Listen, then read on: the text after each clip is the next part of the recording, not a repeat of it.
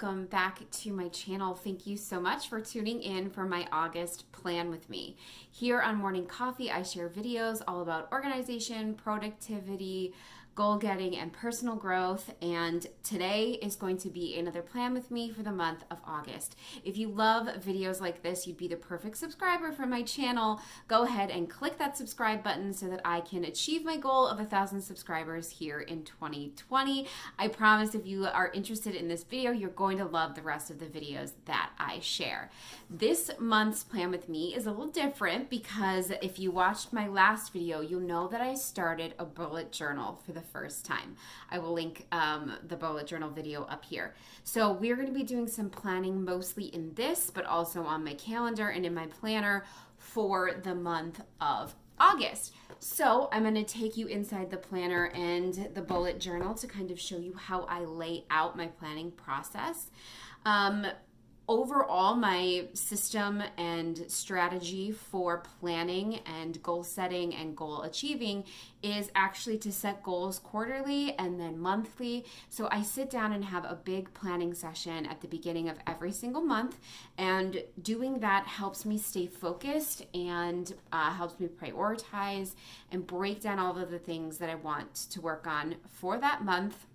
And it's made a really huge difference for me in terms of productivity and working on the things that are important to me and I value. So without further ado, we're going to go ahead and jump into August's plan with me. All right, so the bullet journal is ready to go along with the markers that I am using, these double-tipped mild liners. For pens, I have just a black Cali Art pen. And then to create a little bit thicker of lines, I have my Papermate Flair pen in black. I'm going to flip in the bullet journal to the new pages for August. I am going to base this off of my July spread because it worked well for me so far. So at the top, I am just putting the title of the month with the year in my Papermate Flair pen. And then to add a little color, I did decide to give each month its own color. And so for August, I picked this red that looks more pink, but they call it red, so we'll go with red. And so I just created a cute little banner underneath the title to bring some color and kind of differentiate between the months when you're flipping through the planner. I love color coding things. I absolutely love color coding things, and I'm sure you guys kind of understand. It's just fun to sort of assign a different color to every month. So then I decided I'd just color in this banner to make it look cute. And you see how it's more pink than actual red? I don't know. They call it red, but we all know the truth. So then I'm just going to draw in my boxes. And what's nice about this bullet journal is that actually the page before it kind of sticks out a little bit, just the way that the planner lays flat. So I could kind of pull the page to the side and just literally copy line for line where I had drawn my boxes before, which is kind of nice just to keep it consistent and looking nice between pages. I will warn you though, I am not a perfectionist, especially when it comes to a bullet journal. I'm not an artist or a drawing person. So for me, really, this is more function than it is like beauty. So as you can see here, like coloring in that line and stuff like that. My bullet journals will not be perfect. I'm more worried about them being super functional and really easy to use and something that just is really effective. So I drew a box at the top for a list of all of my to-dos, and then the second half of the page is devoted to breaking down tasks by week. There's 4 weeks in August, so there are 4 columns there at the bottom for those. I put categories up at the top for different sections of to-dos. So people that I have to see or check in with, projects that I have to do, things I need to buy, special occasions that are happening that month, things for my channel and stuff like that. I feel like categorizing the to-dos a little bit just sort of helps compartmentalize and keep everything in tiny little pieces a little bit easier to use. So I wrote a little like subtitle at the top, goals and plans, which was really cute. So then I go back to my third quarter plan where I had made a list of everything that I wanted to do for the month of August, and I start transferring those to-dos into this page. I went ahead and started with the occasions. So this is like birthdays, weddings, like if my husband and I would have any personal celebrations happening and stuff like that. Most often, occasions have to-dos associated with them in terms of like buying cards or gifts.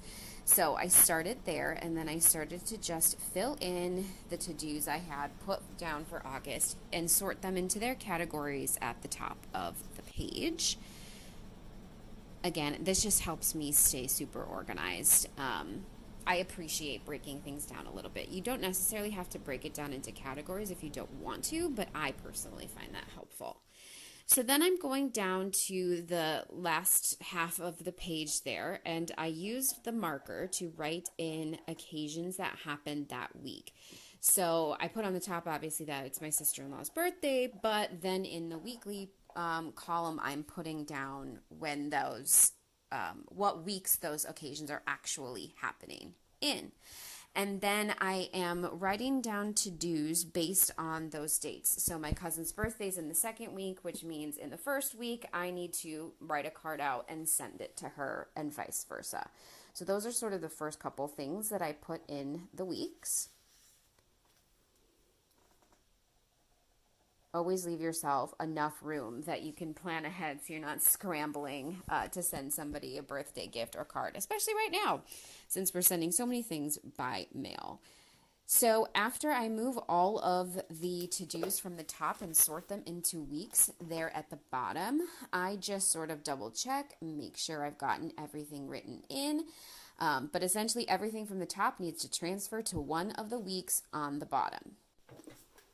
Just a side note, I do actually put these to-dos in my planner as well in the monthly spread. I don't carry my bullet journal around with me. The planner is what I carry around with me. So it's just nice to have them in that spot as well. I'm going to start working on the second page of my monthly spread, which is a bit of a reflection page. I wanted to put a little bit of a journaling aspect to this, nothing crazy, but at least something that would allow me to refocus and reset as I would start a new month. So I just sort of repeated the pattern of what I had put on the other page with the title and the ribbon banner. And on the subtitle for this one is Pause and Reflect.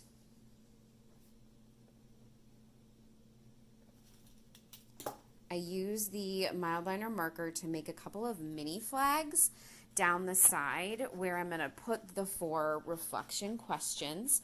I haven't yet done these reflection questions for July, so I will kind of gauge how I feel about the questions, and then I can always change them up for September. But how did I do on my August plans and goals is the first one. And this just sort of recaps the month. Then I talk about like what's working really well, what didn't work so well, so that I can sort of problem solve or continue to do those things. And then the last question is actually my favorite question, which is going forward, what am I working on? I feel like what am I working on is a really powerful question to ask yourselves so that you can really have a good understanding of like, what am I really doing here? All these little to-dos, where are they really getting me, you know? And so then I just did a quick underline of all of those questions to have a little bit more color and separation in the page. And then at the bottom, I do just number my pages. Because I created an index at the front, I number all of the pages, and then I will add them into my index. There is ribbon bookmarks included with the planner, but as I keep using this, it's pretty long and thick, so this will just make it easier to look back and to reference. And then I decided to color code my index because, hey, why not? When I have an opportunity to color code, you better bet I'm going to color code. So there you have it. There is a flip through of what my planner looks like after doing my monthly plan with me. Thank you so much for tuning in to watch me as I planned for August. I hope you enjoyed seeing the bullet journal for the first time in my Plan With Me's, and I hope you're excited about all of the new content to come with planning in my bullet journal. So thank you so much for watching. I hope you pulled out your planner and maybe your bullet journal and planned right along with me. Go ahead and comment below with the system that you are using to plan for this month. What are you doing in August and how are you planning it all out? I would love to read it. I actually reply to all of the comments. So I will see you down there in the comments where we can continue the conversation. Thank you so much for tuning in for this video, and I will see you for my next one on Sunday and then Wednesday. Thanks so much, you guys. I hope you have a great rest of your day.